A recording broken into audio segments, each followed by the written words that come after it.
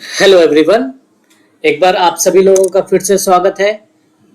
हम लोग चैप्टर पढ़ रहे हैं अबाउट द रेस्पिरेटरी सिस्टम। इसमें लास्ट टॉपिक इसका डिसऑर्डर्स हम लोग डिस्कस कर रहे हैं। प्रीवियस क्लासेस में हम लोगों ने कुछ डिजीजेस पढ़ी थी, जैसे कि अस्थमा, एम्फाइसेमा और ऑक्यूपेशनल रेस्पिरेटरी डिसऑर्डर्स। तो we will continue about the disorders of respiratory system. And my name is Dr. Ujjwal Mrinal, and I'll be teaching you about respiratory system, the disorders of today और previous और भी जो chapter से हम cover करेंगे आने वाले समय में। चलिए शुरू करते हैं। इससे पहले आज का थॉट फॉर द डे आज देख लीजिए। आज क्या है? If you fail never give up, because fail means first attempt in learning. And is not the end. In fact end का मतलब means effort never dies. If you get no as an answer, remember no means next opportunity. So let's be positive. तो APJ Abdul Kalam के इन्हीं खूबसूरत words के साथ हम लोग शुरू करते हैं। तो इसीलिए हमेशा अटेम्प्ट करते रहना है, कोशिश करते रहना है। कोशिश करने वालों की कभी हार नहीं होती। शुरू करते हैं हम लोग respiratory disorders. We have already, as we have mentioned about topics, कौन से topics? These three ones: asthma, emphysema and occupational respiratory disorders। और जो bacterial diseases and viral diseases जो है वो we will cover in health and disease chapter of class 12th, जैसे कि pneumonia, tuberculosis, influenza, lung cancer and other diseases।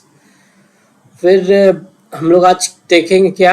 We will study about altitude sickness, decompression sickness, respiratory distress syndrome, carbon monoxide poisoning and hypoxia. चलिए, asthma हम लोगों ने पढ़ा था previous class में, थोड़ा सा रिवाइज कर लेते हैं। क्या है अस्थमा? अस्थमा सांस लेने में प्रॉब्लम, सांस लेने में तकलीफ। कैसे होता है ना? कुछ एलर्जी होती है लोगों को, एलर्जन उसको बोलते हैं। जैसे कि फूल में, पौधे में पाया जाने वाला जो पॉलन ग्रेन होता है, तो उससे हो सकता है। ये कोई डस्ट से, स्मोक से, पेंट से, वार्निश से, फंगस के कोई मोल्ड वगैरह, उससे किसी भी चीज़ से हो सकता है ना। या ठंड वेदर हो गया, एक्सरसाइज हो गया, तो किसी से और बढ़ सकता है। तो इसमें होता क्या है कि जो ब्रोंकाई और ब्रोंक्यूल्स होते हैं हमारे लंग्स में, उसके स्मूथ मसल्स कॉन्ट्रैक्ट कर लेते हैं और वो उसका जो रास्ता है वो पतला हो जाता है और उनमें इन्फ्लेमेशन भी आ जाती है। तो म्यूकस बहुत सिक्रीट होने लगता है, जिसके कारण वो पैसेज, उसके अंदर से हवा का आना जाना बहुत डिफिकल्ट हो जाता है। इसलिए पेशेंट्स को सांस लेने में बहुत तकलीफ होगा, चेस्ट पेन होगा, शॉर्टनेस ऑफ ब्रीदिंग होगी। सांस लेने जब छोड़ेंगे तो सीटी जैसी आवाज आएंगी, जिसको वीजिंग कहते हैं। और इस कॉन्स्ट्रिक्शन को क्या बोलते हैं? ब्रोंकोस्पाज्म। ब्रोंकोस्पाज्म मतलब ब्रोंको मतलब ब्रोंक्यूल एंड ब्रोंकाई से रेफर है। स्पाज्म मतलब किसी भी चीज का कॉन्ट्रैक्ट करना। तो इसलिए इसके अंदर ये डिफिकल्टीज आ जाती हैं।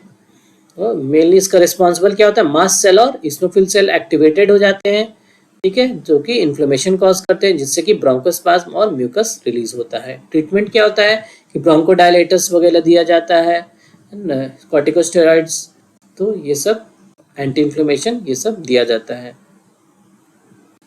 तो नेक्स्ट क्या है? एम्फाइसेमा, ठीक है। दम्मे की बीमारी जो होती है ना, देख घर में कोई ना कोई कुछ ना कुछ प्रभावित रहता ही है ना। बुजुर्ग लोग या फिर छोटे बच्चे ज़्यादा इससे प्रभावित रहते हैं, ठीक है। इट कैन अफेक्ट, बट कोई भी एज को इफेक्ट कर सकता है, ठीक है। एम्फाइसेमा क्या है? एम्फाइसेमा का मतलब क्या है? जो हमारे लंग्स के अंदर जो स्पेस प्रेजेंट होते हैं, जिसको कि एल्वियोलाई बोलते हैं। जो एल्वियोलाई जो प्रेजेंट है, नॉर्मल बंच शेप में प्रेजेंट होते हैं, तो उनमें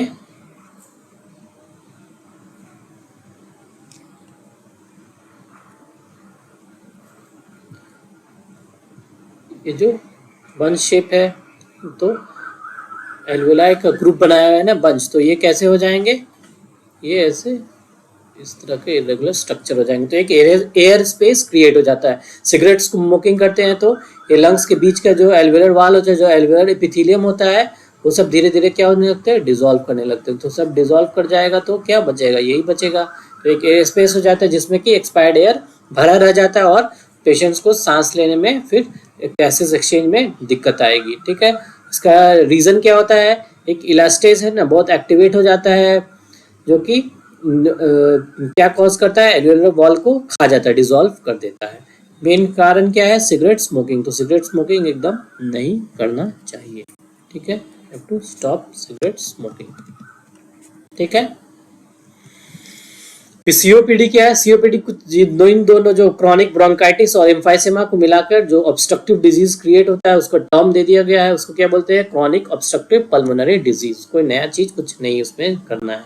ऑक्यूपेशनल रेस्पिरेटरी डिसऑर्डर क्या है ना, जो ऑक्यूपेशन करते हैं, ऐसे कोयला का खदान है ना, मूवी देखी है ना, मैंने बताया गैंग्स ऑफ वसेपुर मूवी देखी है ना, कोयले के खदान में लोग काम करते हैं, उसमें देखे होंगे, यानी केजीएफ वगैरह देखे आजकल तो इन सब मूवीज में देखे होंगे, खदान में माइनिंग वगैरह एरिया में जो लोग काम करते रहते हैं, माइन करते हैं कोई भी चीज़ ना, सोना हो, स्टोन हो, कोई भी चीज़ के ना, किसी भी मटेरियल के निकालने के लिए, तो उनमें बहुत डस्ट वाला एरिया रहता है, जो भी जिस मटेरियल का काम होता है उसका डस्ट उड़ते रहता है। तो वो डस्ट अगर लंग्स के अंदर आ गया तो क्या होगा, दिक्कत होगा, सांस लेने में तकलीफ हो जाएगी। तो उसके कारण फाइब्रोसिस हो जाता है। क्या हो जाता है, लंग्स के अंदर फाइब्रोसिस, बहुत सारे फाइबर जमा हो जाएंगे। जो एल्वेलाई जो स्पेस प्रेजेंट होते हैं, जो एल्वेलाई प्रेजेंट होते हैं उसमें ये देखिए, ये जो मेंशन्ड है इसके अंदर एल्वेलाई, इसके अंदर बहुत सारा फाइबर्स जमा हो जाएगा। तो फाइबर्स जमा हो जाएगा तो यहाँ पे देखिए कैसा स्ट्रक्चर हो जाता है, बहुत मोटा मोटा एल्वेलर वॉल क्या हो जाता है, थिक हो जाता है, थिकनिंग हो जाएगा। तो जिसके कारण कि फिर हवा का आवागमन में दिक्कत होगा एक्सचेंज में। तो इनको भी सेम जो सिम्टम्स आते हैं वो सब देखने को मिलेगा, सांस लेने में तकलीफ होगी, जल्दी फटीग हो जाएगा। बट ये जनरली 10 से 15 साल इतना दिन काम करेंगे तो इन पे इफेक्ट देखने को मिलता है। ठीक है, तो सिलिका में अगर होगा तो सिलिकोसिस बोलते हैं, कोल डस्ट को न्यूमोकोनियोसिस बोलते हैं, एस्बेस्टस फाइबर को एस्बेस्टोसिस बोलते हैं, कॉटन फाइबर्स को जाएगा तो बिस्नोसिस बोलते हैं। क्या बोलते हैं, बाइसिनोसिस, बाइसिनोसिस। ठीक है,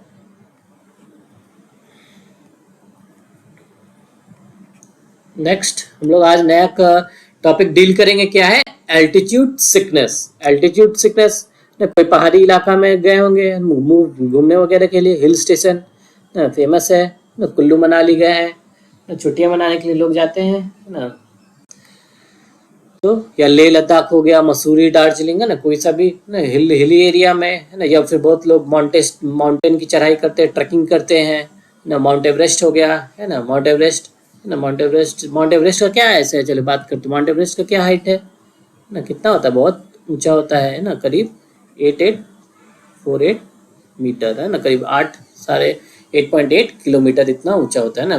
फिट की बात करें तो कितना होता है, 29,000 फिट। तो यही ऊंचाई पे जाने में क्या होता है, ऑक्सीजन की कमी होने लगती है, एटमॉस्फेयर कम होने लगता है, तो एटमॉस्फेरिक प्रेशर कम हो जाता है, सब टोटल सबका पार्शियल प्रेशर कम होने लगेगा, तो ऑक्सीजन का पार्शियल प्रेशर भी कम होने लगता है।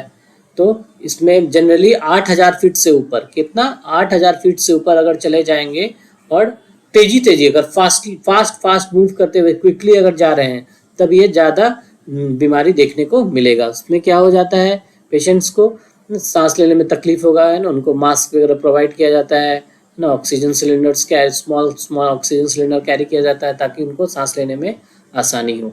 तो ये जनरली 8,000 फीट के अबव में दिखा जाएगा। क्यों, क्योंकि ऑक्सीजन की कमी हो जाती है उस एरिया में, तो इसके कारण उनको सांस लेने में दिक्कत होगा। तो सांस लेने में दिक्कत होगा तो टिश्यूज को ऑक्सीजन नहीं मिलेगा है ना, टिश्यूज को ऑक्सीजन भी कम मिलेगा। जनरली एल्वियोलाई की अगर बात करें तो कितना वैल्यू होता है, एल्वियोलाई के अंदर 104 हो जाता है मिली mm ऑफ Hg ऑक्सीजन का वैल्यू, और एटमॉस्फेयर में 159 होता है।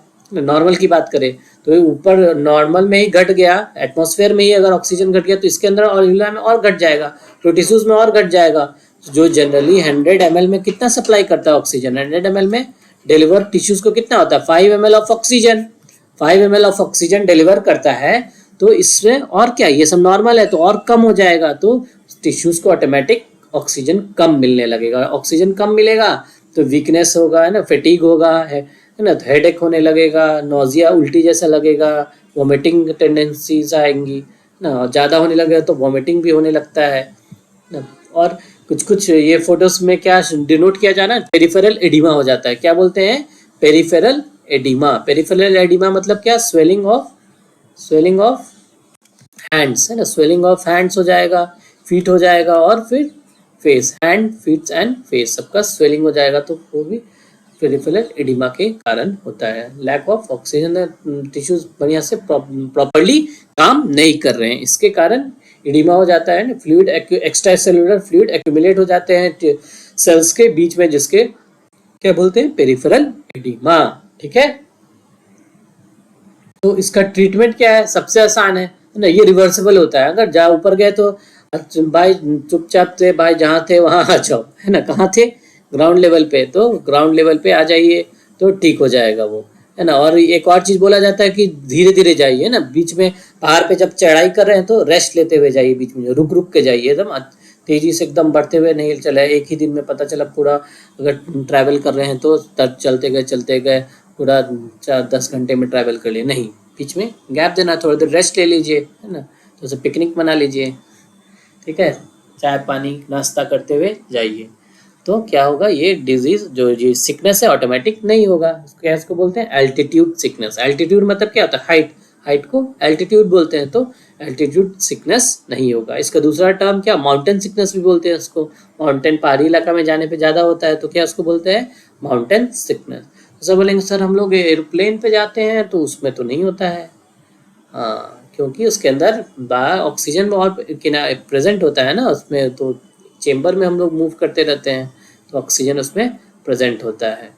ठीक है, तो ये हम लोग डायरेक्ट कांटेक्ट के, एटमॉस्फेयर के डायरेक्ट कांटेक्ट में आ जाते हैं, एरोप्लेन्स में डायरेक्ट कांटेक्ट में नहीं आते हैं। ठीक है, और अगर ज़्यादा हो गया, ज़्यादा प्रॉब्लम है, नहीं ठीक हो रहा है, तो फिर ऑक्सीजन थेरेपी दिया जाएगा। ठीक है, ऑक्सीजन थेरेपी पेशेंट्स को देना होगा।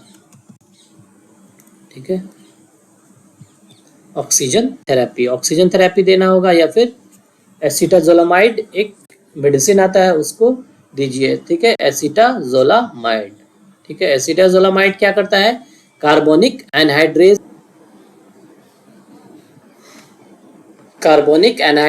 इनिबिटर होता है। तो कार्बोनिक एनहाइड्रेज इनिबिटर होता है, तो क्या काम करता है ये? तो H2CO3 कार्बोनिक एसिड होता है, इसको कार्बन डाइऑक्साइड और वाटर के अंदर नहीं कन्वर्ट होने देता है। तो बहुत ज़्यादा कार्बोनिक एसिड बॉडी में बनने लगता है। ज़्यादा कार्बोनिक एसिड बनने लगा तो क्या होगा? पीएच बहुत कम हो जाएगा। पीएच कम हो गया यानी एसिडिक एनवायरनमेंट क्रिएट हो गया। एसिडिक एनवायरनमेंट क्रिएट हो गया तो कीमो रिसेप्टर्स प्रेजेंट होते हैं हमारे बॉडी में, एयोटिक बॉडीज, है ना, कीमो रिसेप्टर्स एक्टिवेट हो गया। और फिर आर्क ऑफ एयोटा में एयोटिक बॉडीज, और कैरोटिड आर्टरी में कैरोटिड बॉडीज, और फिर सेंट्रल मेडुला में भी मेडुलरी रिसेप्टर्स प्रेजेंट होते हैं, केमिकल रिसेप्टर्स, तो ये एक्टिवेट हो जाते हैं। तो क्या करते हैं बताइए? कीमो रिसेप्टर्स एक्टिवेट हो गए, है ना, तो ये बोलेंगे आरआरसी है ना, रेस्पिरेटरी रिदम सेंटर को बोलेंगे कि और ज्यादा सांस लो। क्या बोलेंगे? ज्यादा डीप ब्रेथ, है ना, डीप ब्रीदिंग होगा, है ना, और फास्टर ब्रीदिंग होगा। क्या होगा? Faster breathing. ठीक है, फास्टर ब्रीदिंग होगा और डीप ब्रीदिंग होगा, तो इसके कारण ज्यादा ऑक्सीजन कोशिश करेगा बॉडी और लेने का। इसका मतलब कि इनटेक ऑक्सीजन का बढ़ जाएगा, तो बॉडी ज्यादा ऑक्सीजन मिलने लगेगा, तो ये दवा के थ्रू कर दिया जाता है। ठीक है, तो ऑक्सीजन डायरेक्ट देके कर सकते हैं, या फिर ऑक्सीजन थेरेपी, या फिर उसके थ्रू ज़्यादा खुद से आप करिए। ये अगर खुद से नहीं कर पा रहे तो दवा का हेल्प लीजिए ज़्यादा ऑक्सीजन और पाने के लिए। ठीक है, तो डीप ब्रीदिंग और फास्टर ब्रीदिंग ये कॉज करता है ये मेडिसिन। ठीक है, नेक्स्ट क्या है? High altitude polycythaemia. ये भाई क्या है? भला चीज क्या है? पॉलीसाइथेमिया मतलब क्या होता है? Polycythaemia it is increase in RBCs का ब्लड में ज्यादा बनने का क्या बोलते हैं? पॉलीसाइथेमिया। ठीक है, कम को क्या बोलते हैं? एरिथ्रोपेनिया। ठीक है, ज्यादा क्या बोलते हैं? पॉलीसाइथेमिया के अंदर ब्लड रेड बोन के अंदर जो बोन मैरो होता है, हड्डी होता है, वो आरबीसीज बनाता है, तो आरबीसीज का संख्या ज्यादा बनाने लगेगा। कैसा क्यों होता है? जो हाई एल्टीट्यूड है ना, पहाड़ी इलाके में जो लोग रहते हैं, पहाड़ी इलाके में जो लोग रहते हैं तो उनके क्या जो ऑक्सीजन की कमी रहती है तो उसके बॉडी उसके अकॉर्डिंग यूज टू होता है, अडेप्ट करता है, एडजस्ट करता है। तो एडजस्ट करने के लिए क्या करता है, ज्यादा आरबीसीज बनाने लगता है। ज्यादा आरबीसीज बनाएगा तो ज्यादा हीमोग्लोबिन है, ज्यादा हीमोग्लोबिन है तो ज्यादा ऑक्सीजन कैरी करेगा। तो ऑक्सीजन कैरी करने का चीज ज्यादा चाहिए तो ज्यादा होगा तो ऑटोमेटिक सांस लेने टिश्यूज को ऑक्सीजन ज्यादा पहुंच पाएगा। तो इसीलिए जाइन में आरबीसीज का संख्या ज्यादा हो जाता है। तो इस कंडीशन को क्या बोलते हैं, हाई एल्टीट्यूड पॉलीसाइथेमिया। तो जो बहुत दिनों तक पहाड़ी इलाका में जो रहते हैं वहां पे अपना घर बना के रहते हैं ना, जैसे पहाड़ी इलाका में गए होंगे हिल स्टेशन में घूमने तो देखेंगे ना कुछ लोग तो वहां रहते ही हैं। तो उन लोगों की बात हो रही है, उन लोगों में आरबीसीज की संख्या बढ़ जाती है। उनमें क्या होता है, हाई एल्टीट्यूड पॉलीसाइथेमिया। ठीक है, अब नेक्स्ट डिजीज क्या है, ये तो हो गया मैं एल्टीट्यूड सिकनेस है ना, ऊंचाई के बारे में बात हो गई। अब चले जाओ गहराई में, डीकम्प्रेशन है ना, पानी में पानी का गोता लगाना है। इसमें सी डाइवर्स देखे होंगे ना, जो पानी में डुबकी लगा के है ना, ये बहुत लोग तो शौक से भी जाते हैं, स्कूबा डाइविंग एंड ऑल। तो जो एकदम ओशन सी बेड है ना, ओशन बेड के नीचे सतह तक वहां अंदर तक जो नीचे तक जाते हैं उन लोगों में ये देखने को मिलता है। तो इसमें होता क्या है, चलिए समझिए, इधर देखिए। एटमॉस्फेरिक प्रेशर नीचे जाने पे बहुत ज्यादा बढ़ जाता है। ठीक है, नीचे जब गए तो बहुत ज्यादा बढ़ जाता है। अगर नीचे बढ़ गया तो नाइट्रोजन जो होता है वो बॉडी के अंदर डिसॉल्व होने लगता है। जनरली तो डिसॉल्व नहीं होता है ना, बट अगर हाई प्रेशर में आया तो नाइट्रोजन भी बॉडी के ब्लड के अंदर डिसॉल्व ब्लड के अंदर घुस जाएगा। लंग्स के माध्यम से एयर आया तो वो नाइट्रोजन भी ब्लड में चला जाएगा। और फिर अगर हम लोग इसको धीरे धीरे धीरे अगर ऊपर आएंगे सतह पे वापस, है ना, धीरे वापस, तो मान लो घूमना फिरना हो गया, तैरना हो गया, वापस तो आना है ना भाई वापस आओगे ना कि वहीं नीचे रह जाओगे हमेशा के लिए। तो ऊपर आओगे ना, तो ऊपर आओगे एकदम तेजी से अगर आ जाओगे तब तो दिक्कत है, तभी दिक्कत है, तभी ये सिकनेस होगा। क्या होगा, जब तेजी से एकदम ऊपर आने लगेंगे तो ये जो नाइट्रोजन है ये इसका वो बोलेगा अब हमको बाहर जाना है ना, क्योंकि वो कम ऊपर आने लगोगे तो टेम्परेचर घट जाएगा, सॉरी प्रेशर घट जाएगा। प्रेशर घट जाएगा तो वो बबल के फॉर्म में बाहर निकलने लगेगा। और तो अगर जल्दी से आओगे तो एयर बबल फॉर्म होने लगेगा ब्लड में, और वो जहां तहां पूरे बॉडी में कहीं भी फंस सकता है ना, एयर एम्बोलिज्म भी बोलते हैं हो सकता है। तो टिश्यू नाइट्रोजन बबल कहीं भी बॉडी में फंस सकता है, जिसके कारण बहुत सारी बीमारियां हो सकती हैं, जैसे रैशेज हो सकता है ना, हेडेक होगा, नोजिया होगा, वोमिटिंग हो सकता है। और अगर ज्यादा हो गया तो पैरालिसिस भी हो सकता है ना, नर्व डैमेज हो सकता है ना, डेथ भी हो सकता है अगर ज्यादा एकदम हो गया तेजी से।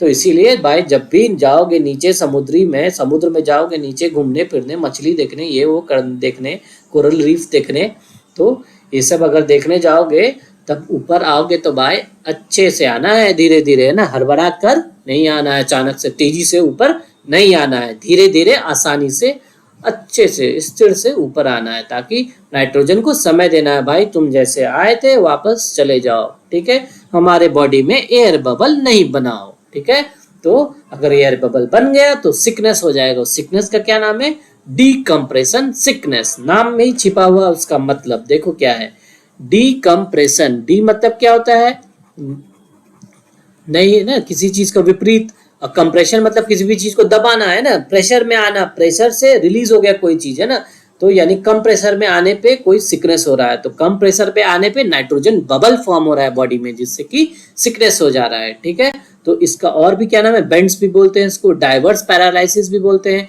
केसन्स डिजीज बोलते हैं। ठीक है, केसन साइंटिस्ट के नाम पे, केसन एक चेम्बर जैसा होता है जिसमें कि बहुत है ना, जियोग्राफिकल वाले लोग है ना, जियो टेक्नोलॉजिकल चीजें उसमें काम होती है, उन लोगों में भी ये देखने को मिला है, डीकम्प्रेशन सिकनेस। ठीक है, तो ये डायग्रामेटिक रिप्रेजेंटेशन भी है जैसे। ठीक है, चलो डाइव करने गए, घूमे फिरे बढ़िया से, है ना, बहुत बढ़िया से, मस्त अच्छे से, तो फिर इसको तुम अचानक से तुरंत वापस नहीं आना। देखो स्लोली स्लोली धीरे धीरे धीरे धीरे सतह पे आना है ना, अचानक से नहीं आना है। तो अगर आ गए तो दिक्कत हो जाएगा। ठीक है, चक्कर आ जाएगा, अनकॉन्शियसनेस हो सकता है, जॉइंट पेन हो सकता है, चक्कर आने लगेगा, अनकॉन्शियसनेस, जॉइंट पेन हो जाएगा, रैशेज हो जाएगा, पैरालिसिस हो जाएगा, और डेथ हो सकता है ज़्यादा एक्सट्रीम कंडीशंस में। ठीक है, ये देखिए इसका ट्रीटमेंट के लिए क्या होता है, ऐसे पेशेंट जो ऊपर आ गए, सतह पे आ गए, उनको क्या दिया जाएगा, हाइपरबारिक ऑक्सीजन थेरेपी, हाइपरबॉरिक ऑक्सीजन थेरेपी। ठीक है, ये इसमें क्या होता है 100% प्योर ऑक्सीजन दिया जाता है। हाइपरबैरिक चेम्बर है ये जो दिख रहा है ना शीशे में ऐसा है ना, ये आदमी एकदम मृत नहीं है, ये इसको पेशेंट है, इसको ये मशीन सब जिसके थ्रू ऑक्सीजन सिलेंडर्स के थ्रू इसको ऑक्सीजन थेरेपी प्योर 100% ऑक्सीजन दिया जा रहा है। ठीक है, अब बीमार लोग को ही देना चाहिए प्योर ऑक्सीजन, है ना, सही लोगों को देंगे तो दिक्कत हो जाएगा। इसीलिए देखिए ये वाला डायग्राम में देखे होंगे, सर बोलेंगे सर ये तो ऑक्सीजन सिलेंडर लेके जा रहा है, तब इसको क्यों हो जा रहा है ये बीमारी? क्योंकि ऑक्सीजन सिलेंडर जो जाते हैं ना, तो उसमें ऑक्सीजन तो लेके जाते ही हैं, बट उसमें नाइट्रोजन भी होता है और हीलियम भी होता है, तो ये सब चीज इसमें प्रेजेंट होता है। तो नाइट्रोजन तो रहना ही है ना। प्योर ऑक्सीजन भी हमारे बॉडी के लिए एकदम हार्मफुल होता है, बीमार पड़ गए तब दे रहे हैं तब ठीक है, वो अलग चीज है, बट नॉर्मल बॉडी में अगर नॉर्मल कंडीशन है, अच्छा स्वस्थ आदमी है, लोग जबरदस्ती का उसको ऑक्सीजन दिए जा रहे हैं तो उसको दिक्कत हो जाएगी। ठीक है, तो ऑक्सीजन नहीं देना है प्योर ऑक्सीजन नॉर्मल आदमी को। तो इसीलिए ऑक्सीजन सिलेंडर के अंदर ऑक्सीजन रहता है, नाइट्रोजन रहता है और हीलियम रहता है, तो ये मिला के दिया जाता है भाई, जो अप्रोक्सीमेट एटमॉस्फेयर वाला चीजें दी जाती है उसको, है ना, हवा ही दिया जाता है ना, नाम है ना एयर सिलेंडर, एक्चुअली सही टर्म है ना, ऑक्सीजन सिलेंडर वो नहीं है। ठीक है, फिर नेक्स्ट डिजीज ये समझ गए आप लोग डिकम्प्रेशन सिकनेस के बारे में। अब क्या है, respiratory disease distress syndrome, respiratory distress. ठीक है, रेस्पिरेटरी डिस्ट्रेस सिंड्रोम। ठीक है, तो ये इसमें क्या होता है, ये प्री मैच्योर है ना, न्यू बॉर्न में जो बोलते हैं ना, 7वां हो गया, 8वां बच्चा हो गया, 8 महीने में 7 महीने में ना, प्री मैच्योर जिन न्यू बॉर्न्स का हो गया, तो उनमें ये ज्यादातर देखा गया, उनमें लंग्स प्रॉपरली डेवलप नहीं हो पाते हैं, है ना, मालूम है कि नहीं। बॉडी के अंदर जो बच्चा जन्म लिया होता है, जब वो कोख में यूट्रस में जब वो डेवलप होते रहता है, तब उसका सांस वो और लंग्स के थ्रू नहीं लेता है। लंग्स के अंदर जो एल्वेलाई जो बन रहा है, उसके अंदर फ्लूइड जमा होता है, एमनियोटिक फ्लूइड जमा होता है। जब वो एयर के संपर्क में, जब डिलीवरी हो जाता है, उसके बाद जब एयर के संपर्क में आता है, हवा के संपर्क में आता है, तब ऑक्सीजन लेता है बॉडी, तब जाके लंग्स काम करता है। ठीक है ना, एयर जब अंदर आता है, ठीक है, तो वो फर्स्ट टाइम तब काम करता है लंग्स हमारा, अदरवाइज लंग्स का फीटस में कोई काम नहीं रहता है, फ्लूइड से वो फिल्ड रहता है। ठीक है, तो हार्ट जब फ्लो होता है ना, उसमें लंग्स को बाईपास कर देता है ब्लड को। ठीक है, समझ गए। चलिए, तो लंग्स डेवलप नहीं होता है, और इन पेशेंट्स में सर्फेक्टेंट की भी डिफिशियंसी हो जाती है। सर्फेक्टेंट क्या है, सर्फेक्टेंट जो एल्वेलाई होता है, एल्वेलाई जिसको की जो यूनिट है हमारे लंग्स का, उसका ये एल्वुलर एपिथेलियम है, ये एल्वुलर एपिथेलियम है इसका, जो एपिथेलियल से squamous, simple squamous epithelial cell से ये बना हुआ है। तो इसके अंदर के बॉर्डर में, अंदर में, ये अंदर वाले एरिया में क्या रहता है, एक सिक्रीशन जिसको फ्लूइड होता है, जो कि इस एल्वेलाई को कोलैप्स नहीं करने देता, एक दूसरे से चिपकने नहीं देता है, उसको क्या बोलते हैं, सर्फेक्टेंट। क्या हो गया, सर्फेक्टेंट। एल्वेलाई के अंदर के सरफेस पे प्रेजेंट है तो उसको बोलते हैं surfactant. It is made up of lecithin. ठीक है, किसका बना होता है, लेसिथिन का। ठीक है, फॉस्फोलिपिड होता है, लेसिथिन इज ए फॉस्फोलिपिड, है ना, और उसमें कुछ लाइपोप्रोटीन भी प्रेजेंट होता है।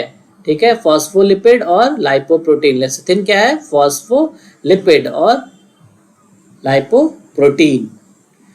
तो ये इनके में डिफिशियंसी हो जाता है। इसका फंक्शन क्या होता है सर्फेक्टेंट का, ये एल्वेलाई को कोलैप्स नहीं करने देते, एक दूसरे से चिपकने नहीं देते हैं ना, सरफेस टेंशन कम कर देते हैं। अगर इसी सरफेस में अंदर पानी का एक वेपर परत लगा दो, पानी जैसा कोई चीज, तो पानी एक दूसरे से चिपकने का कोशिश करता है, सरफेस टेंशन ज्यादा होता है तो चिपक जाएगा। बट ये फॉस्फोलिपिड है, फॉस्फोलिपिड मतलब तेल है, तेल जैसा चीज है, तो वो चिपकेगा नहीं, तो चिपकेगा नहीं तो कोलैप्स नहीं करेगा एल्वेलाई, एल्वेलाई कोलैप्स नहीं करेगा तो वो सही से रहेगा।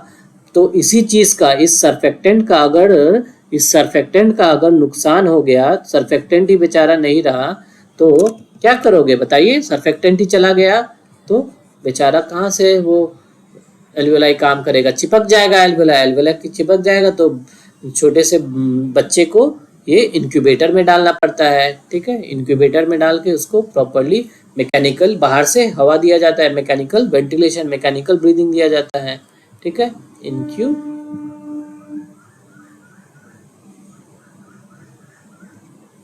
ये इनक्यूबेटर है। तो इसको बाहर से वेंटिलेशन देकर हवा दिया जाता है वो सब, ताकि उसको फिर बचाया जा सके। फिर क्या है, carbon monoxide poisoning. Carbon monoxide एक बहुत ही जहरीला गैस है, इसीलिए इसके वजह से अगर बॉडी में कुछ चीज हुआ तो बॉडी में अगर आ गया तो इसीलिए इसको कार्बन मोनोऑक्साइड पॉइजनिंग बोलते हैं। भाई ये पॉइजन है, जहर है, ठीक है। जहर कैसे, कहाँ पाया जाता है ये जहर? कार के धुएं में, धुआं हो रहा हो तो बहुत उड़ रहा है आजकल इतना, कार गाड़ी कार ये जब सब दुनिया जहाँ पूरा हो गया है, पॉल्यूशन पूरा बढ़ते जा रहा है, तो कार्बन डाइऑक्साइड मोनोऑक्साइड बहुत पाया जाता है। या फिर कोई भी लकड़ी जलाओ, है ना, कोई भी लकड़ी जला रहे हो, है ना, कोई भी लकड़ी जलाया जाता है, ये पिकनिक बना रहे हैं, बाहर बना रहे हैं, है ना, या आग जला रहे हैं, तो लकड़ी जो जलाते हैं इस समय, तो इसमें यहाँ पे कार्बन मोनोऑक्साइड बहुत पाया जाता है, कार्बन मोनोऑक्साइड, ठीक है। अच्छा से कंबसन होता है तो कार्बन डाइऑक्साइड बनता है, इनकम्प्लीट कंबसन होता है ऑक्सीजन के साथ तो कार्बन मोनोऑक्साइड बनता है, तो कार्बन मोनोऑक्साइड पाया जाता है। और फिर घर में बहुत अच्छे से एसी में घूम रहते हैं ना, सोते हुए बहुत लोग, है ना, एसी या फिर रूम हीटर चला के, है ना, जो रूम सर्दियों में तो रूम हीटर है, जो कि ज़्यादातर वो इलेक्ट्रिक वाला तो चलिए उतना अच्छा रहता है, जो जिसमें कि जो बर्न होके जो इलेक्ट्रिक रूम हीटर होता है ना, जिसमें कि कार्बन मोनोऑक्साइड फॉर्मेशन ज़्यादा होता है, तो इसमें जो पूरा एकदम बंद करके एकदम सोना नहीं चाहिए, पूरा एयर पैक नहीं, हल्का फुल्का गैप छोड़ देना चाहिए ताकि वेंटिलेशन आ सके, तो हवा का आदान प्रदान होते रहे, एयर का आना जाना बना रहे, ठीक है। तो अगर इसलिए भाई याद रखना है ना, एसी एकदम बंद रूम में, एसी क्लोज में नहीं सोना चाहिए, ना ही रूम हीटर से ना। रूम हीटर्स में तो ये भी बोला जाता है कि एयर को ड्राई कर देता है ना, तो इसीलिए कोई बाउल वगैरह है तो उसके अंदर पानी भर के रखो। क्या भर के रखो? पानी। पानी क्यों भर के रखोगे? पानी भर के रखोगे तब ये गर्मी के कारण इवापोरेट होगा, इवापोरेट होगा तो वाटर वेपर मॉइस्चर रहेगा, मॉइस्चर बनेगा तो हवा ड्राई नहीं होगा, ड्राई एकदम सूखा हवा अंदर लोगे तो बॉडी को दिक्कत होगा। मॉइस्ट एयर, हल्का मॉइस्चर प्रेजेंट रहता है तो बॉडी बढ़िया से काम करता है, ठीक है। तो ये तो हुई उसकी बात, है ना, कुछ जनरल नॉलेज हो गई कार्बन मोनोऑक्साइड के बारे में। अब बॉडी के अंदर क्या करता है कार्बन मोनोऑक्साइड? कार्बन मोनोऑक्साइड क्या करता है बताइए? कार्बन देखिए, है ना, रैशेस वगैरह सब लाल लाल क्या दिख रहा है, ये सब बॉडी के अंदर है ना, चेरी रेड स्किन करा देगा एकदम। तो बॉडी के अंदर हीमोग्लोबिन, हीमोग्लोबिन के अंदर दो ग्रुप प्रेजेंट होता है, एक तो क्या होता है हीम ग्रुप और दूसरा क्या होता है ग्लोबिन ग्रुप, ग्लोबिन, ठीक है। हीम ग्रुप और ग्लोबिन ग्रुप। हीम वाला कौन है? आयरन पोरफायरिंग वाला पार्ट है तो उसको हीम ग्रुप बोलते हैं। ग्लोबिन वाला प्रोटीन पार्ट है, अमीनो एसिड चेन से बना होता है, तो ये हीम ग्रुप से अटैच हो जाता है। हीम से एक्चुअल में कौन अटैच होता है इतना अच्छा, ये बेसिक तो पता होना चाहिए। ऑक्सीजन हीम ग्रुप से अटैच होता है, और अगर अपने बॉडी में नॉर्मल की बात करें तो कार्बन डाइऑक्साइड ग्लोबिन से अटैच होता है। तो ये वाला जो कार्बन मोनोऑक्साइड होता है ना, कार्बन मोनोऑक्साइड भी हीम से अटैच हो जाता है, मतलब कि ऑक्सीजन का जगह ले लेगा वो। ऑक्सीजन से इसका बाइंडिंग कैपेसिटी भी बहुत ज़्यादा होता है, 200 से 300 टाइम्स इसका ऑक्सीजन से ज़्यादा बाइंड करता है हीम ग्रुप से। हीम ग्रुप से ज़्यादा बाइंड करता है तो एकदम वो एक रिएक्ट करके एक स्टेबल कंपाउंड भी बनाता है, जिसको क्या बोलते हैं? Carboxy haemoglobin. कार्बोक्सी, ये इंपॉर्टेंट है, ठीक है, carboxy haemoglobin, this is a stable compound, it is a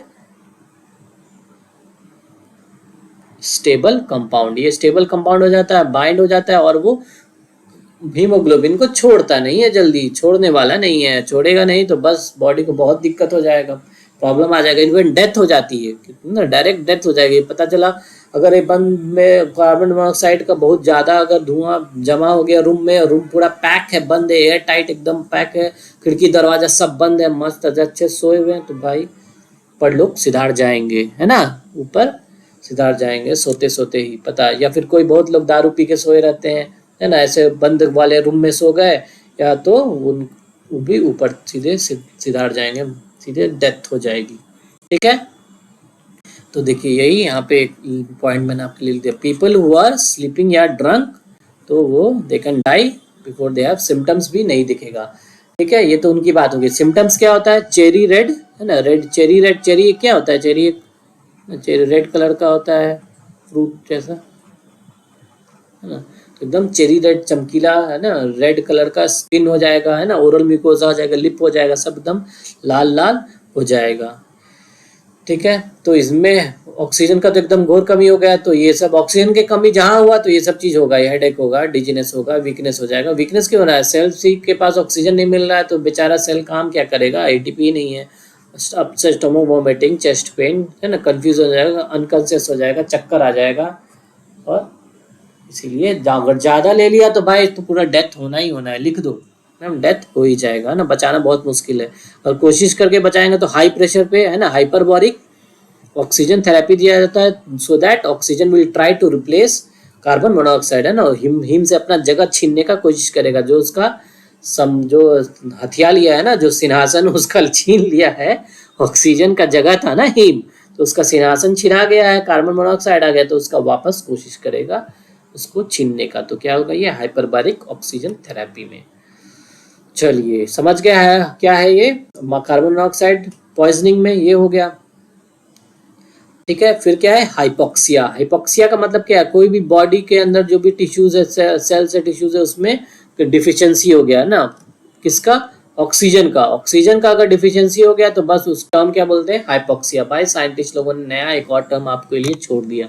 ठीक है, तो याद कर लो क्या है, हाइपोक्सिया। हाइपोक्सिया मतलब क्या है ना, ये ऑक्सीजन की कमी, बॉडी में ऑक्सीजन की कमी। कहाँ कहाँ कमी हो सकती है, किधर किधर कमी हो सकती है, किन किन कारणों के कारण कमी हो सकती है, उसके लिए डिवाइड कर दिया है। और आपके लिए याद करने के लिए क्या है, 4 टाइप के हाइपोक्सिया। एक क्या है, हाइपोक्सिक हाइपोक्सिया, एक को बोलते हैं एनेमिक हाइपोक्सिया, एक को बोलते हैं हिस्टोटॉक्सिक हाइपोक्सिया, और एक को बोलते हैं इस्चेमिक हाइपोक्सिया। तो चारों के बारे एक एक करके देखते हैं। हाइपोक्सिक हाइपोक्सिया क्या है, जो कि कहाँ देखने मिला, ऑक्सीजन जो पार्शियल ऑक्सीजन जो होता है आर्टेरियल ब्लड में, उसमें कम हो जाएगा। क्या, हाई एल्टीट्यूड पहाड़ी इलाका में गए भाई घूमने, उसमें हो सकता है। एयरवे ऑब्स्ट्रक्शन हो गया ना, ब्रोंकाइटिस है किसी को, ब्रोंकस का इन्फेक्शन है किसी को, और एयरवे ऑब्स्ट्रक्शन हो गया, या अरे एयरवे ऑब्स्ट्रक्शन है ना, या फिर कुछ भी हो रहा है, स्वेलिंग वेलिंग हो गया है ना, फेरिंग्स में हो गया तो फेरेंजाइटिस, लैरिंग्स में हो गया तो लैरिंजाइटिस, है ना, ब्रोंकाई में हो गया तो ब्रोंकाइटिस, अस्थमा हो गया, या एम्फाइसेमा, जिसमें भी एयरवे का आदान प्रदान दिक्कत हो गया, एयरवे में ऑब्स्ट्रक्शन आ गया है ना, जनरली सीओपीडी वगैरह हो गया, तो उन लोगों में क्या होगा, हाइपोक्सिक हाइपोक्सिया होने लगेगा। और या फिर लंग्स में फ्लूइड जमा हो गया, जैसे कि निमोनिया वगैरह में, निमोनिया में फ्लूइड या पस जमा हो जाता है एल्वियोलाई के अंदर, तो उनमें क्या हो जाएगा, हाइपोक्सिक हाइपोक्सिया, है ना, आर्टेरियल ब्लड में कमी हो जाएगा ऑक्सीजन का, इसके कारण pressure due to decrease in partial pressure of oxygen. ठीक है, फिर दूसरा क्या, एनेमिक हाइपोक्सिया। ठीक है, अनीमिया से होगा ये। अनीमिया, अनीमिया क्या है, कोई भी है ना, अनीमिया का डेफिनेशन ही होता है कि reduced carrying capacity of blood, haemoglobin है, reduced carrying capacity of oxygen, है ना, reduced carrying capacity of oxygen. ठीक है, तो reduce carrying capacity of oxygen क्या हो गया, ऑक्सीजन को कौन कैरी करता है, हीमोग्लोबिन, है ना। आरबीसीज होते हैं, आरबीसीज क्या है, it is just a bag of haemoglobin. ये सब जो डॉट डॉट बना रहे हैं क्या है, रेस्पिरेटरी पिगमेंट है हमारा हीमोग्लोबिन। हीमोग्लोबिन क्या है, मैंने बताया है ना, हीमोग्लोबिन ऑक्सीजन को कैरी करता है, तो ऑक्सीजन को भाई ये कैरी करके लेके जाता है। तो ऑक्सीजन इसके अगर इसमें अगर खराबी आ गया किसी भी वजह से, है ना, जैसे कि ब्लड लॉस हो गया, है ना, तो एनीमिया में कुछ भी हो सकता है ना, ब्लड लॉस से हो सकता है, या फिर ब्लड की कमी हो गई, है ना, या फिर हीमोग्लोबिन की कमी हो गई ना, तो इसकी डिफिशियंसी हो गई, या फिर और भी कोई विटामिन मिनरल ये सब की डिफिशियंसी से हो गया ना, आयरन हो गया, विटामिन B12 हो गया, ये सब की डिफिशियंसी, ये सब का कमी से हो गया, तो क्या हो गया, एनीमिया हो जाता है बॉडी में, तो और उस ऑटोमेटिक ऑक्सीजन टिश्यूज में कम जाते हैं। तो एनीमिया के कारण हुआ हाइपोक्सिया, एनीमिया के कारण ऑक्सीजन की कमी हुई, तो उसको क्या बोलेंगे, एनेमिक हाइपोक्सिया। फिर क्या है, एक इस्चेमिक हाइपोक्सिया। इस्चेमिक हाइपोक्सिया क्या है, इस्चेमिया, है ना, इस्चेमिया वर्ड क्या होता है, ये भी टिश्यूज को, है ना, अगर कम ब्लड फ्लो मिल रहा है तो उसको क्या बोलते हैं, इस्चेमिक हाइपोक्सिया। इसमें ब्लड फ्लो की कमी हो जाती है, ब्लड है ना, ब्लड वेसल्स में कुछ गड़बड़ी आ जाएगी, जैसे कि प्लाक बन जाता है, एट्रियोमेटस प्लाक बोलते हैं। देखिए जैसे कि ये कोई एक ब्लड वेसल्स है, ब्लड वेसल्स के अंदर ऐसा कुछ प्लाक जमा हो गया ना, जैसे कि जिसको कोलेस्ट्रॉल बढ़ जाता है ना, फैट लोगों में फैट का डिपोजिशन हो जाता है, तो ये ये क्या जैसे इस तरह ऐसा प्लाक बन गया, ना प्लाक बन गया तो ये रास्ता पतला हो गया, तो ब्लड को आने जाने में दिक्कत होगा, इवन कभी कभी ब्लड क्लॉट्स वगैरह भी फॉर्म हो जाएंगे, थ्रोम्बस बोलेंगे इसको, ठीक है। तो ये प्लाक बन गया, फैट डिपोजिशन हो गया, जिसके कारण कि ब्लड का फ्लो में रुकावट आ गया ना। ब्लड हमेशा चलते रहता है हमारे बॉडी में, पता होता है ना, ब्लड को पंप कौन करता है, हार्ट, तो ब्लड हमेशा फ्लो करते रहता है। अगर ऐसा प्लाक ऐसा कुछ डिपोजिशन हो गया तो ब्लड ऑटोमेटिक डिक्रीज हो जाएगा ब्लड फ्लो, तो उसको क्या बोलेंगे, इस्चेमिक हाइपोक्सिया। तो प्लाक फॉर्मेशन इन आर्टरी को क्या बोलेंगे, देखिए artery with plaque buildup, atheromatous plaque है ना, इसके कारण हार्ट अटैक्स वगैरह भी आ जाता है ना। अगर कोरोनरी आर्टरी में या फिर कोई भी इसमें हो गया ना, ज्यादातर कोरोनरी आर्टरी में हो गया तब तो तुरंत एकदम बहुत सीवियर हो जाता है, हार्ट अटैक आ जाता है लोगों में, ठीक है। तो ये और भी कोई भी आर्टरीज में हो गया तो उसके कारण भी पेशेंट्स को प्रॉब्लम आ जाता है, ठीक है। फिर थर्ड टाइप क्या है, हिस्टोटॉक्सिक हाइपोक्सिया। हिस्टोटॉक्सिक मतलब हिस्टो वर्ड हमेशा सेल्स के लिए हो जाता है ना, हिस्टोलॉजी क्या होता है, histology, what is histology, histology is study of tissues है ना, टिश्यूज के बारे में जो स्टडीज है उसको क्या बोलते हैं, हिस्टोलॉजी, ठीक है। हिस्टो वर्ड टिश्यूज के लिए दिया गया, तो टिश्यूज में सेल्स में कुछ गड़बड़ी आ गए तो उसके कारण सेल्स को ऑक्सीजन पहुंचाता है ना, उसके आने वाले रास्ता में कुछ गड़बड़ी हो गया, वो तो हम लोग देखें। अब बेचारा जो सेल जिसके अंदर एटीपी बनेगा वो सेल ही बीमार पड़ गया तो उसको क्या बोलेंगे, हिस्टोटॉक्सिक हाइपोक्सिया, ठीक है। तो कोई डिजीजेस में भी हो सकता है, साइनाइड पॉइजनिंग में ये देखने को मिला है, साइनाइड पॉइजनिंग है ना, साइनाइड ना जो जहर क्यों काम करता है ना, जो भी इलेक्ट्रॉन ट्रांसपोर्ट चेन होता है ना, एटीपी जिसके कारण बनता है लास्ट में एंड प्रोडक्ट, तो उसमें जो माइटोकॉन्ड्रिया के अंदर जो इलेक्ट्रॉन ट्रांसफर चेन होता है वो गड़बड़ हो जाता है, ठीक है, है ना, इनिबिट हो जाता है ना, साइटोक्रोम ऑक्सीडेज एक एंजाइम होता है वो उसका इनिबिशन हो जाता है, जिसके कारण साइनाइड पॉइजनिंग हो जाता है, फिर पेशेंट का डेथ हो जाता है, ठीक है, due to lack of oxygen supply. Tissues oxygen मिल रहा है, ऑक्सीजन आ रहा है, बट टिश्यूज ऑक्सीजन को यूज नहीं कर पाएगा, ये हो जाएगा साइनाइड पॉइजनिंग में। तो ये हो गया 4 टाइप्स के हाइपोक्सिया, ठीक है, हाइपोक्सिक, एनेमिक, इस्चेमिक और हिस्टोटॉक्सिक। चलिए ठीक है, अब हम लोग एक बार रिवाइज कर लेते हैं क्या आज मेनली पढ़ा हम लोगों ने, है ना। एल्टीट्यूड सिकनेस देखा, वो सिकनेस जो कि हाइट पे जाने पे, पहाड़ी इलाका में जाने पे हमारे अंदर दिक्कत, सांस लेने में तकलीफ, दिक्कत हो जाती है, तो उसको क्या बोलते हैं, एल्टीट्यूड सिकनेस, है ना। चक्कर आ गए, बीमार पड़ गए, ये हो गए, है ना, लाइट, तो ये सब देखने को मिला, है ना। सर दर्द हो रहा, वॉमिटिंग हो रहा हो, या उल्टी जैसा ना, नोजिया क्या है, उल्टी जैसा लगना, और वॉमिटिंग तो उल्टी हो जाना, ठीक है। तो ज्यादातर क्या 8000 फीट से ज्यादा ऊंचाई में एकदम तेजी से ज्यादा ऊंचा से एकदम जा रहे हैं तो एकदम हड़बड़ में उनको बताया, तो इसीलिए भाई घूमने फिरने जाओगे तो अस्थिर से जाओ, खाते पीते जाओ, चाय पानी नाश्ता करते हुए जाना है, ठीक है, क्योंकि ऑक्सीजन की कमी हो जाती है, ऊपर एटमॉस्फेयर का ऑक्सीजन कम होता है, ठीक है। और कुछ अगर ट्रीटमेंट करना ज्यादा हो गया है ना, तो नॉर्मल ठीक करना है तो वापस ग्राउंड लेवल पे आ जाओ, अदरवाइज ऑक्सीजन का थेरेपी दो या एसिटाजोलामाइड मेडिसिन दो, ठीक है। फिर इसमें पहाड़ी इलाका में जो लोग हैं, जहाँ हम लोग घूमने गए, कुछ लोग रहते भी वहां पे, तो उन लोगों में ये देखा गया है पॉलीसाइथेमिया, इनमें आरबीसीज की संख्या बढ़ जाती है।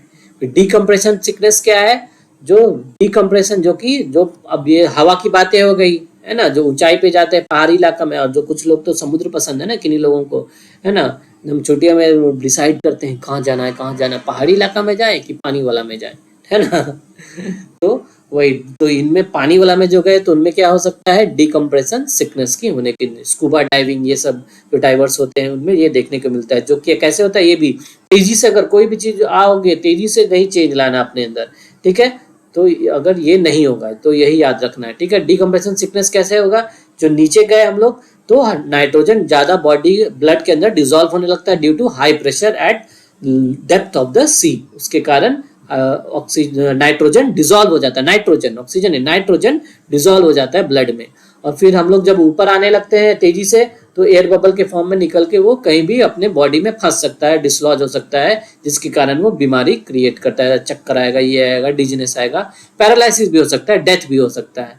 तो इसका ट्रीटमेंट क्या है, जब भाई तुम घूम लिए बढ़िया से, मछली वछली सबका भ्रमण दर्शन कर लिए, घूम लिए, देख लिए सबको, तो उसके बाद जब ऊपर आओगे तो हड़बड़ा के नहीं आना ऊपर के बस ऊपर जाके खाना है, धीरे धीरे स्लोली स्लोली जाइए ऊपर। तो ये इसमें भी ये नहीं होगा, डिकम्प्रेशन सिकनेस इसमें नहीं होगा। फिर तो ये हो गया। फिर अगर ज़्यादा हो गया तो फिर तो हाइपरबैरिक ऑक्सीजन थेरेपी अब सबके लिए मौजूद है ही, है नहीं। तो ये एक्सपेंसिव थेरेपी भी है, सब जगह अवेलेबल भी नहीं होता है, तो इसीलिए अपना सावधानी बरतना है। सावधानी हटी दुर्घटना घटी। ठीक है। फिर क्या है, रेस्पिरेटरी डिस्ट्रेस सिंड्रोम। ये बच्चों में देखा गया है, जो इमेच्योर बच्चे जो पैदा हो जाते हैं उनमें सर्फेक्टेंट की कमी होती है। सर्फेक्टेंट कहाँ पाए जाते हैं, एल्वोलाई के अंदर वाले सरफेस में। अगर सर्फेक्टेंट कम होगा तो ये एल्वोलाई कोलैप्स कर जाते हैं, तो बच्चे को सांस लेने में तकलीफ होती है, वो सांस नहीं ले पाता है। तो इसको करने के लिए, बच्चों लोगों को बचाने के लिए इंक्यूबेटर में डाला जाता है, जहाँ पे मैकेनिकल वेंटिलेशन दिया जाता है, मैकेनिकली बॉडी में ऑक्सीजन सप्लाई किया जाता है, जिसके कारण कि बच्चे को बचाया जा सके। तो ये याद रखिएगा, रेस्पिरेटरी डिस्ट्रेस सिंड्रोम। और सिंड्रोम वर्ड याद रखिएगा, सिंड्रोम का मतलब क्या होता है, syndrome is just group of symptoms, group of symptoms, group of symptoms. Group of symptoms को क्या बोलते हैं, सिंड्रोम, है ना। ग्रुप ऑफ है ना, 3 या 3 से ज्यादा है ना, ग्रुप हो गया, 2 से ज्यादा है, तो ऐसा ग्रुप ऑफ सिम्टम्स हो गया, तो उसको क्या बोलेंगे, सिंड्रोम, रेस्पिरेटरी डिस्ट्रेस सिंड्रोम। ठीक है। फिर carbon monoxide poisoning. Carbon monoxide poisoning क्या हो गया, मोनोऑक्साइड मतलब कि बहुत ज्यादा जहरीला है ये, है ना। डाइऑक्साइड अच्छा है, ठीक है ना, उतना बॉडी में तो रहता है कार्बन डाइऑक्साइड। कार्बन मोनोऑक्साइड बहुत ही हार्मफुल है, कार वगैरह से, सबसे एसी ह्यूमिटर ये सब में पाया जाता है। ये हमारे हीम ग्रुप, हीमोग्लोबिन के हीम ग्रुप से कंबाइन करके कार्बोक्सी हीमोग्लोबिन बना देता है, जो कि बहुत ही स्टेबल प्रोडक्ट होता है। और कार्बन मोनोऑक्साइड बहुत जल्दी कंबाइन कर जाता है, बहुत उसका कॉम्बिनेशन कैपेसिटी बहुत ज्यादा होता है, 200 से 300 ज्यादा ऑक्सीजन से भी ज्यादा होता है, तो एकदम खट से एकदम अटैक कर जाता है। ये लो सारे हीमोग्लोबिन को अटैक कर देगा, उस पे उसको चिपक जाएगा उससे, तो वो ऑक्सीजन को जगह ही नहीं देगा अपना, तो पूरे बॉडी में दिक्कत हो जाएगी। क्या दिक्कत आएगी, क्या क्या बीमारियां आएंगी, है ना। बहुत सारा रैशेस जैसा एकदम रेड कलर का स्किन हो जाता है, जिसको चेरी रेड स्किन बोलते हैं। हेडेक हो जाएगा, डिजीनेस हो जाएगा, नहीं वीकनेस होगा ऑक्सीजन की सब कमी के कारण, है ना। स्टमक अपसेट हो सकता है, वॉमिटिंग हो सकता है ना, चेस्ट पेन होगा, कंफ्यूजन होगा, है ना, अनकॉन्शियसनेस हो गया। और अगर ये कार्बन मोनोऑक्साइड पॉइजनिंग उन जगह हो गई, जैसे कि बंद कमरे में, है ना, कोई सोया है, कोई दारू पी के मस्त सोया हुआ है, या फिर एकदम पैक करके एकदम कुछ हवा नहीं आ रहा है, जा रहा है, वेंटिलेशन नहीं हो रहा है, तो एकदम डेथ भी हो सकता है ना। वे सिम्टम का तो आता पता होगा ही नहीं, सीधे डेथ हो जाएगा। ठीक है। तो इनका ट्रीटमेंट क्या होता है, हाइपरबैरिक ऑक्सीजन थेरेपी। ठीक है। हाइपोक्सिया क्या आता है, जो भी ब्लड बॉडी के अंदर, जो टिश्यूज के अंदर ऑक्सीजन की कमी को क्या बोलते हैं, हाइपोक्सिया। ये 4 टाइप के हो सकते हैं। हाइपोक्सिक मतलब कि पार्शियल प्रेशर आर्टेरियल ब्लड में कमी होना, जैसे कि हाइट पे गए या एयरवे का ऑब्स्ट्रक्शन हो गया या फ्लूइड जमा हो गया लंग में, तो पार्शियल प्रेशर ब्लड के अंदर घट जाता है, तो उसको क्या बोलेंगे, हाइपोक्सिक अनेमिया, हाइपोक्सिक हाइपोक्सिया। ठीक है। तो दूसरा क्या है, अनेमिक हाइपोक्सिया। ये अनीमिया में होता है, अनीमिया जो कि ब्लड की कमी, हीमोग्लोबिन की कमी, आयरन, विटामिन B12 ये सब की डिफिशियंसी से बॉडी में ना ब्लड लॉस हो गया, ये सब हो गया, तो हीमोग्लोबिन की कमी हो जाती है, तो ऑक्सीजन कैरिंग कैपेसिटी घट जाता है, तो उसको एनीमिया बोलते हैं। इस टाइप के हाइपोक्सिया को क्या बोलेंगे, अनेमिक हाइपोक्सिया। इस्चेमिक क्या होगा, ब्लड फ्लो कम हो गया टिश्यूज को, है ना, ब्लड में कुछ बीमारी आ गई, जैसे कि प्लाक जमा हो गया है, जिसको कि आर्टरी में प्लाक जमा हो गया, तो ब्लड फ्लो कम हो जाएगा, तो जिसके कारण बॉडी में ब्लड फ्लो, टिश्यूज में ब्लड फ्लो कम जाने लगेगा, जैसे कोरोनरी आर्टरी में हो तो हार्ट अटैक वगैरह हो जाएगा, तो इस टाइप को क्या बोलेंगे, इस्चेमिक हाइपोक्सिया। फिर हिस्टोटॉक्सिक क्या है, टिश्यूज के अंदर ही बीमारी कुछ हो गया, टिश्यूज डैमेज हो गया, तो जैसे कि साइनाइड पॉइजनिंग में देखा गया है कि ऑक्सीजन वगैरह सब तो आ रहा है, बट क्या हो जाएगा कि जो इलेक्ट्रॉन ट्रांसपोर्ट चेन होता है माइटोकॉन्ड्रिया के अंदर, वो डैमेज हो जाता है ड्यू टू साइटोक्रोम ऑक्सीडेज के इनहिबिशन के कारण, तो एटीपी नहीं बनता है, तो इसमें ऑक्सीजन लैक ऑफ एनर्जी के कारण डेथ हो जाता है सेल्स का। ठीक है, लैक ऑफ एटीपी के कारण, तो इसको क्या बोलेंगे, हिस्टोटॉक्सिक हाइपोक्सिया। आई होप आज का लेक्चर सबको समझ में आया होगा। ठीक है। इसके अलावा भी कुछ और डिसीजेज होती हैं, जैसे कि निमोनिया, है ना। निमोनिया में क्या होता है, निमोनिया में जो बॉडी के जो एल्वोलाई होते हैं, एल्वोलाई में फ्लूइड फॉर्म हो जाता है, तो वो कुछ बैक्टीरिया वगैरह क्या आता है, बैक्टीरियल डिजीजेज है, जैसे कि किसके कारण, स्टेप्टोकोकस निमोनिया के कारण होता है, जो बहुत सर्दी खांसी बुखार एकदम ठंड लगने लगता है ना, तो ये सब देखने को मिलता है निमोनिया में। ठीक है, ट्यूबरकुलोसिस में क्या आता है, माइकोबैक्टीरियम ट्यूबरकुलोसिस बैक्टीरिया होता है, उससे कॉज होता है। इसमें गांठ जैसा बनने लगता है लंग्स वगैरह एरिया में, इसको ग्रेनुलोमा भी बोलते हैं। ठीक है, ग्रेनुलोमा के अंदर अपना जो बैक्टीरिया होता है बैसिलाई, वो अंदर बीच में घुस जाता है और बाहरी इलाका में immune cells T lymphocyte B lymphocyte उसको कवर कर देते हैं, अपने मैक्रोफेजेस भी उसको मारते हैं, बट वो शहीद हो जाते हैं, तो एक ऐसा स्ट्रक्चर बना देता है जिसको गांठ बोलते हैं या ग्रेनुलोमा बोलते हैं, जिसमें कि एक बैक्टीरिया बीच में अपना छिपा हुआ रहता है, अपना वो स्प्रेड भी कर सकता है, तो वो बहुत ही हम नुकसानदेह होता है बॉडी को, ट्यूबरकुलोसिस हो जाता है ना। इसमें कि इवनिंग राइज ऑफ टेम्परेचर है ना, बुखार वगैरह ये सब देखने को मिलता है, खून में ना कफिंग वगैरह कफ होता है तो खून वगैरह भी निकल जाता है, तो ये 3 हफ्ता 4 हफ्ता से ज़्यादा खांसी इसमें रहेगा ना। डॉट्स इसका ट्रीटमेंट होता है, वो प्रॉपर ड्रग्स है ना, 6 महीना 1 साल 1.5 साल इतने तक अच्छे से दवा खाना होता है, तो दवा खाते रहना चाहिए, वरना दवा बीच में छोड़ देंगे तो मल्टी ड्रग रेजिस्टेंट ट्यूबरकुलोसिस भी हो जाता है। ठीक है ना। इन्फ्लुएंजा कॉमन फ्लू, इन्फ्लुएंजा क्या है, कॉमन फ्लू वायरस से होता है, तो इनमें भी सर्दी खांसी जुकाम जो वायरस जो होता है उसको क्या बोलेंगे, इन्फ्लुएंजा वायरस से होता है, फ्लू कॉमन वर्ड में फ्लू बोला जाता है। तो ये भी कुछ चीजें जो डिजीज है, हेल्थ एंड डिजीज चैप्टर में हम इसको डिटेल में कवर करेंगे। आई होप आज का लेक्चर आप सभी लोगों को समझ में आया होगा। Please like the video, it gives us motivation, do comment also, और अपने फ्रेंड्स को शेयर करिए, और हमारे चैनल डॉक्टर उज्ज्वल बायोलॉजी क्लास को सब्सक्राइब करना नहीं भूलिएगा, डू सब्सक्राइब प्लीज। ठीक है, thank you so much, thank you for watching. चलिए सभी लोगों को करते हैं बाय बाय, धन्यवाद, चलिए टाटा बाय बाय।